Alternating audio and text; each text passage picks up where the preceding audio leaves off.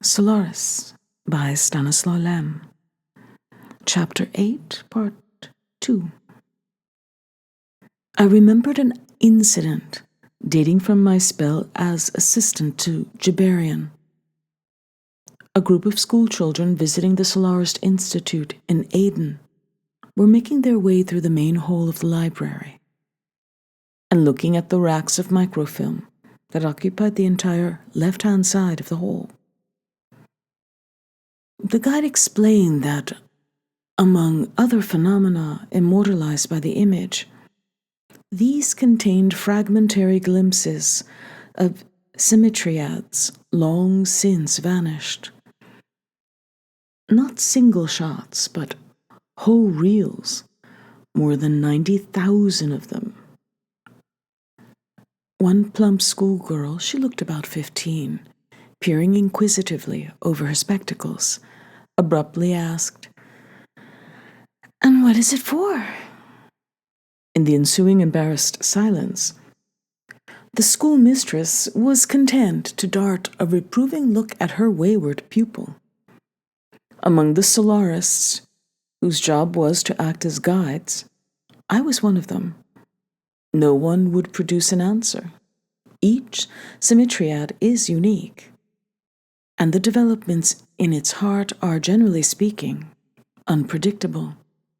Sometimes there is no sound. Sometimes the index of refraction increases or diminishes. Sometimes rhythmic pulsations are accompanied by local changes in gravitation, as if the heart of the Asymmetriad were beating by gravitating. Sometimes the compasses of the observers spin wildly, and ionized layers spring up and disappear. The catalogue could go on indefinitely. In any case, even if we did ever succeed in solving the riddle of the Asymmetriads, we would still have to contend with the Asymmetriads. The Asymmetriads were born in the same manner as the Asymmetriads, but finish differently, and nothing can be seen of their internal processes except tremors, vibrations, and flickering. We do know, however, that the interior houses bewildering operations performed at a speed that defies the laws of physics, and which are dubbed giant quantic phenomena. The mathematical analogy with certain three-dimensional models of the atom is so unstable and transitory that some commentators dismiss the resemblance as of secondary importance, if not purely accidental. The Asymmetriads have a very short lifespan of 15 to 20 minutes, and their death is even more appalling than that of the Asymmetriads, with the howling gale that screams through its fabric. A thick fluid gushes out, gurgles hideously, and submerges everything beneath a foul, bubbling foam. Then an explosion, coinciding with a muddy eruption, hurls up a spout of debris which rains down slowly into the seething ocean. This debris is sometimes found scores of miles from the focus of the explosion, dried up, yellowed, and flattened, like flakes of cartilage. Some other creations of the ocean, which are much more rare and of variable duration, part company with the parent body entirely. The first traces of these independents were identified wrongly, it was later proved, as the remains of creatures inhabiting the ocean deeps. The free-ranging forms are often reminiscent of many-winged birds, darting away from the moving trunks of the ageless, but the preconceptions of Earth offer no assistance in unraveling the mysteries of Solaris. Strange, seal-like bodies appear now and then on the rocky outcrop of an island, sprawling in the sun or dragging themselves lazily back to merge with the ocean. There was no escaping the impressions that grew out of man's experience on Earth. The prospects of contact receded. Explorers traveled hundreds of miles in the depths of the Asymmetriads and installed measuring instruments and remote control cameras. Artificial satellites captured the birth of memoids and extensors and faithfully reproduced their images of growth and destruction. The libraries overflowed, the archives grew, and the price paid for all this documentation was often very heavy. One notorious disaster cost 106 people their lives, among them Gis himself, while studying what was undoubtedly a Asymmetriad. The expedition was suddenly destroyed by a peculiar process to the Asymmetriads. In 2 seconds, an eruption of glutinous mud swallowed up 79 men and all their equipment. Another 27 observers surveying the area from aircraft and helicopters were also caught in the eruption. Following the eruption of the 106, and for the first time in Solaris studies, there were petitions demanding a thermonuclear attack on the ocean. Such a response would have been more cruelty than revenge, since it would have meant destroying what we did not understand. Sankin's ultimatum, which was never officially acknowledged, probably influenced the negative outcome of the vote. He was in command of Gis's reserve team and had survived owing to a transmission error that took him off his course to arrive in the disaster area a few minutes after the explosion, when the black mushroom cloud was still visible. Informed of the proposal for a nuclear strike, he threatened to blow up the station, together with the 19 survivors, sheltering inside it. Today, there are only 3 of us in the station. Its construction was controlled by satellites, and was a technical feat on which the human race has a right to pride itself, even if the ocean builds far more impressive structures in the space of a few seconds. The station is a disk of 100 yards radius and contains 4 decks at the center and 2 at the circumference. It is maintained at a height of 5 to 1,500 yards above the ocean by gravitors programmed to compensate for the ocean's own field of attraction. In addition to all the machines available to ordinary stations and the large artificial satellites that orbit other planets, the Solaris station is equipped with specialized radar apparatus, sensitive to the smallest fluctuations of the ocean's surface, which trips auxiliary power circuits capable of thrusting the steel disk into the stratosphere at the first indication of new plasmatic upheavals. But today, in spite of the presence of our faithful visitors, the station was strangely deserted, ever since the robots had been locked away in the lower deck storerooms, for a reason I still had not discovered. It had been possible to walk around without meeting a single member of the crew of our ghost ship. As I replaced the 9th volume of Gis on the shelf, my plastic-coated steel floor seemed to shudder under my feet. I stood still, but the vibration had stopped. The library was completely isolated from the other rooms, and the only possible source of vibration must be a shuttle leaving the station. This thought jerked me back to reality. I had not yet decided to accept Sartorius' suggestion and leave the station. By feigning approval of his plan, I had been more or less postponing the outbreak of hostilities, for I was determined to save Rhea.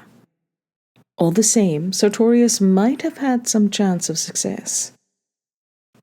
He certainly had the advantage of being a qualified physicist, while I was in the ironic position of having to count on the superiority of the ocean. I pored over microfilm texts for an hour and made myself wrestle with the unfamiliar language of neutrino physics. The undertaking seemed hopeless at first.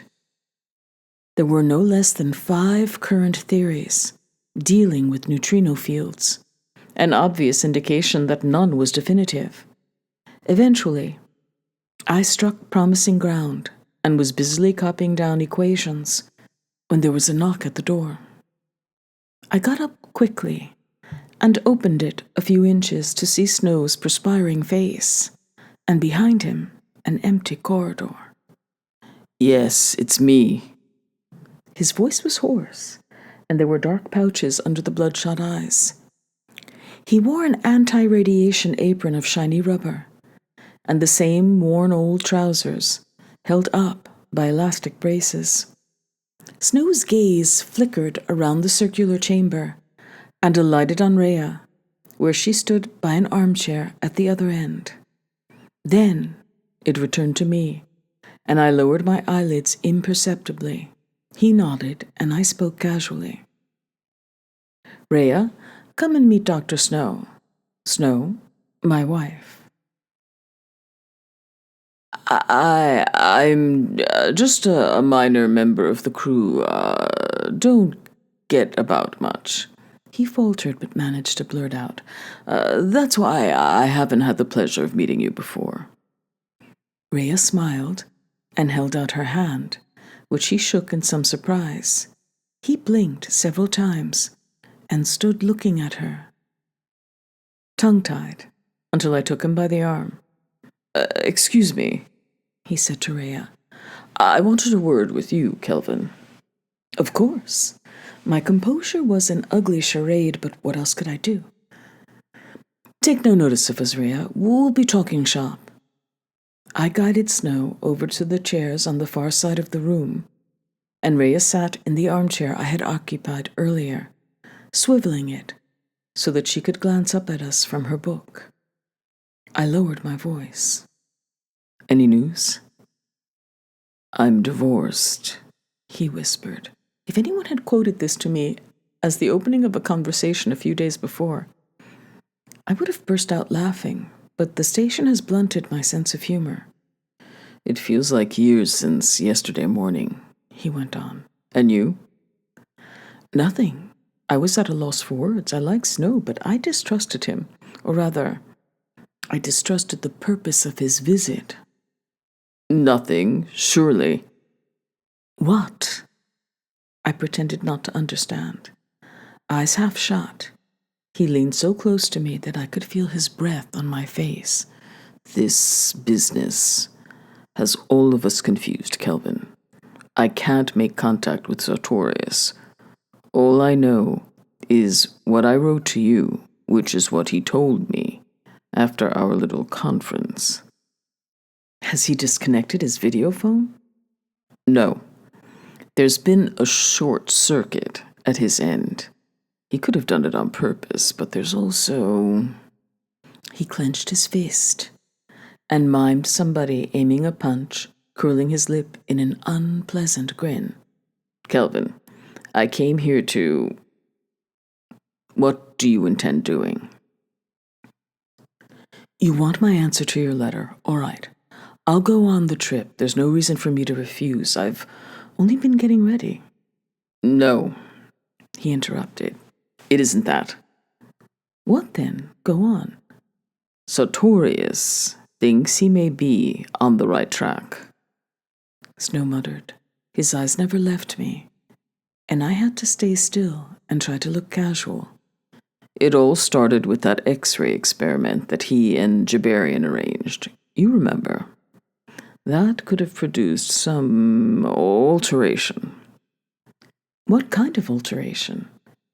"They beam the rays directly into the ocean. The intensity was only modulated according to a preset program." "I know. It's already been done by Neelan and a lot of others." "Yes, but the others worked on low power. This time, they used everything we had." "That could lead to trouble, violating the Four-Power Convention and the United Nations." "Come on, Kelvin, you know as well as I do that it doesn't matter now. Jabarian is dead." "So, Sartorius makes him the scapegoat?" "I don't know. We haven't talked about that. Sartorius is intrigued by the visiting hours. They only come as we wake up, which suggests that the ocean is especially interested in our sleeping hours, and that is when it locates its patterns. Sartorius wants to send our waking selves, our conscious thoughts, you see. By mail? Keep the jokes to yourself. The idea is to modulate the X-rays by hooking in an electroencephalograph taken from one of us. Ah, light was beginning to dawn. And that one of us is me? Yes. Sartorius had you in mind. Tell him I'm flattered. Will you do it?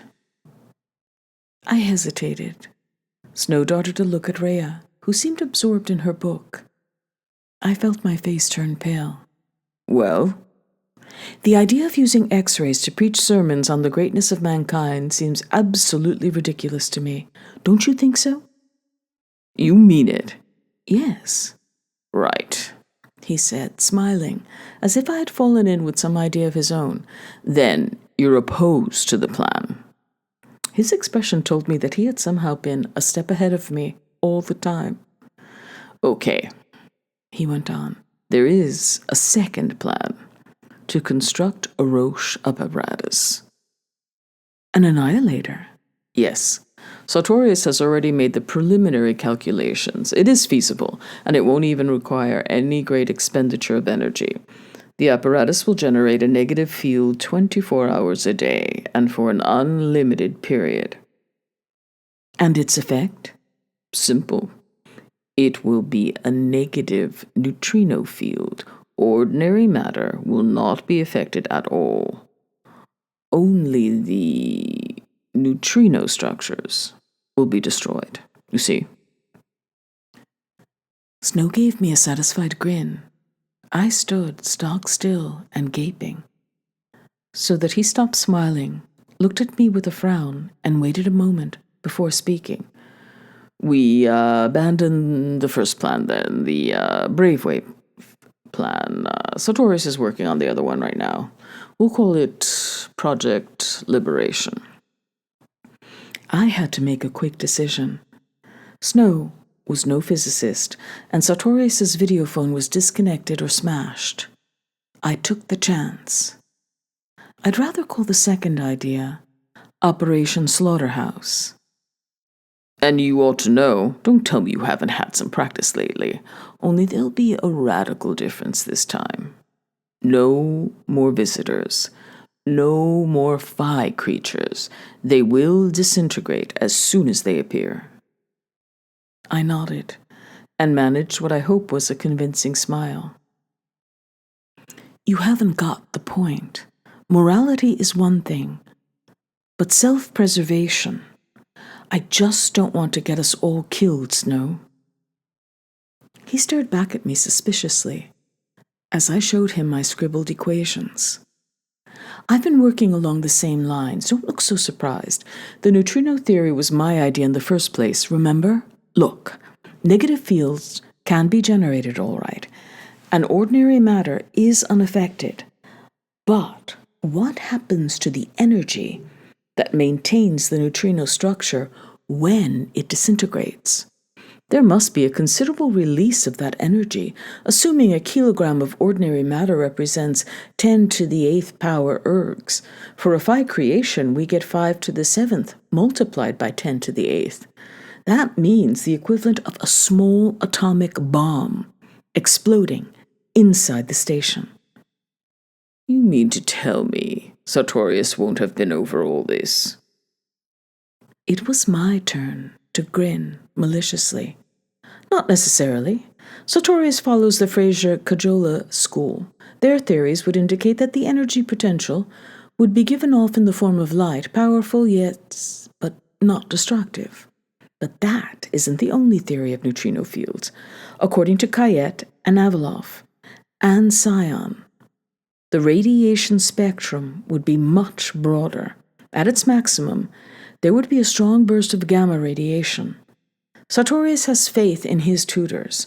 I don't say we can't respect that, but there are other tutors and other theories.